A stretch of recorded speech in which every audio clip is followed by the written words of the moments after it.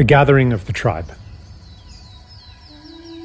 Once upon a time, a great tribe of people lived in a world far away from ours.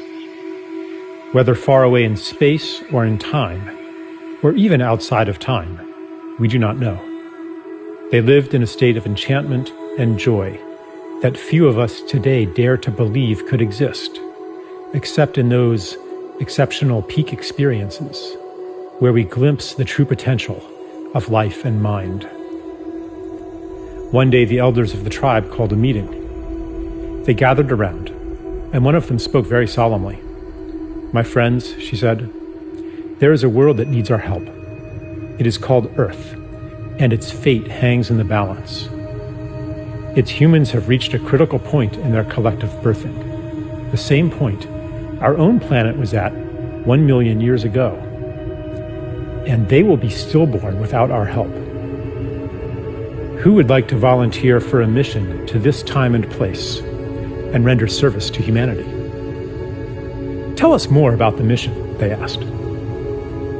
"It is no small thing. Our shaman will put you into a deep, deep trance, so complete that you will forget who you are. You will live a human life, and in the beginning, you will completely forget your origins. You will forget even our language and your own true name.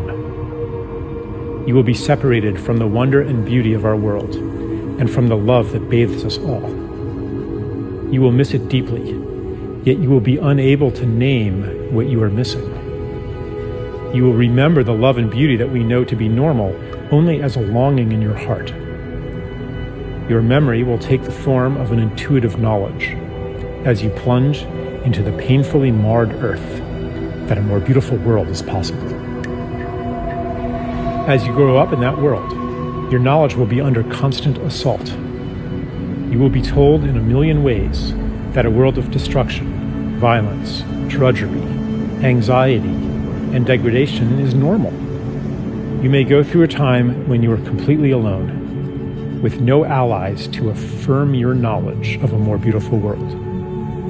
You may plunge into a depth of despair that we, in our world of light, cannot imagine.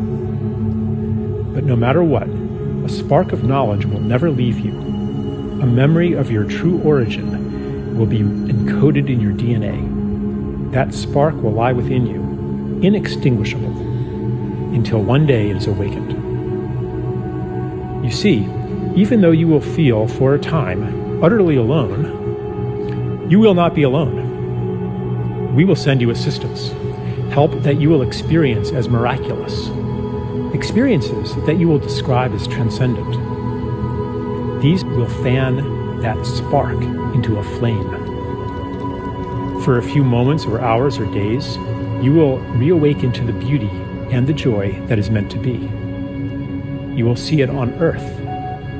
For even though the planet and its people are deeply wounded, there is beauty there still, projected from past and future onto the present as a promise of what is possible and a reminder of what is real. After that glimpse, the flame may die down into an ember again as the routines of normal life there swallow you up. But after each awakening, they will seem less normal, and the story of that world will seem less real. The ember will glow brighter. When enough embers do that, they will all burst into flame together and sustain each other. Because remember, you will not be there alone. As you begin to awaken to your mission, you will meet others of our tribe. You will recognize them by your common purpose, values, and intuitions, and by the similarity of the paths you have walked. As the condition of the planet Earth reaches crisis proportions, your paths will cross more and more. The time of loneliness, the time of thinking you might be crazy, will be over. You will find the people of your tribe all over the Earth and become aware of them through the long-distance communication technologies used on that planet. But the real shift, the real quickening, will happen in face-to-face gatherings in special places. When many of you gather together, you will launch a new stage on your journey, a journey that, I assure you, will end where it begins right now.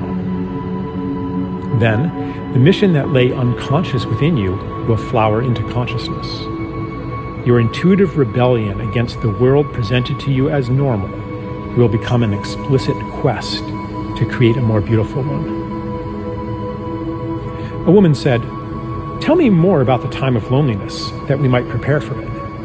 The elder said, "In the time of loneliness, you will always be seeking to reassure yourself that you are not crazy. You will do that by telling people all about what is wrong with the world, and you will feel a sense of betrayal when they don't listen to you. You might hunger for stories of wrongness, atrocity, and ecological destruction, all of which confirm the validity of your intuition that a more beautiful world exists. But after you have fully received the help we will send you, and the quickening of your gatherings, you will no longer need to do that, because you will know. Your energy will thereafter turn toward actively creating that more beautiful world." A tribeswoman asked, "How do you know this will work? Are you sure our shaman's powers are great enough to send us on such a journey?" The elder replied, "I know it will work because he has done it many times before. Many have already been sent to Earth to live human lives and to lay the groundwork for the mission you will undertake now.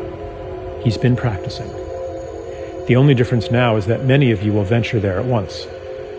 What is new in the time you will live in is that you will gather in critical mass and will each awaken the other to your mission.